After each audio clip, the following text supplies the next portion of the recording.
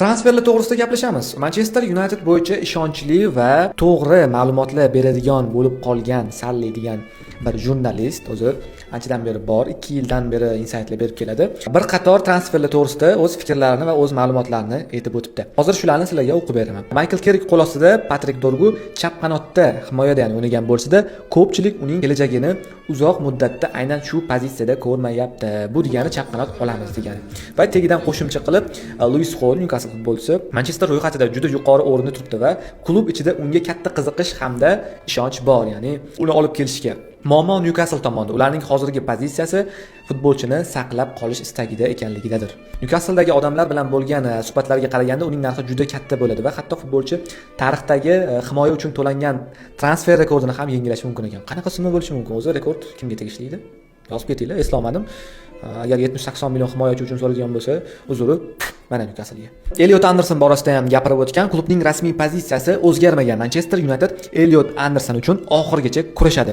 Biroq klub ichidagi bir nechta manbalarning fikricha, hozirgi paytda baribir Elliot Anderson Manchester City tomoniga ko'proq moyillik bildirmoqda.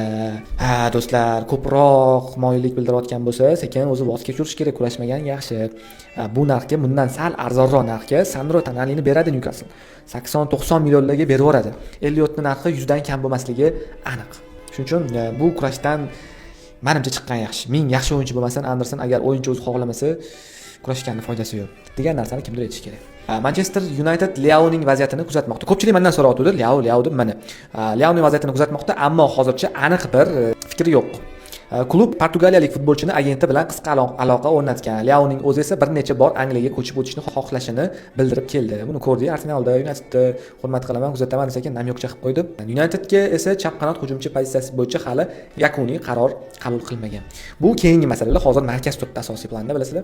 Yana bir muhim ma'lumotlardan qiziqishlar doirasida bo'lib turgan o'yinchi Manchester United yanvar oyidan buyon Alex Scott variantini ko'rib chiqqan. Biroq Bournemouth so'ragan summa klubni ortga chekinishga majbur qilgan. Ya'ni yanvar oyida Alex Scott variantini ko'rib chiqqan va Bournemouth kattaroq summa so'rab olgan. Hozirda Scottga bir nechta klublar qiziqish bildirmoqda. Ayniqsa Tottenham va Manchester United ham Alexni yuqori baholaydi. Futbolchi bir necha yildan buyon faol kuzatib kelinmoqda va klubdagilar fikricha u bu mavsumda yaxshi taassurot qoldirgan. Bu odatiy hol bo'lib qoldi. APLda yaxshi porlagan o'yinchilarning narxi qimmatroq bo'lishi.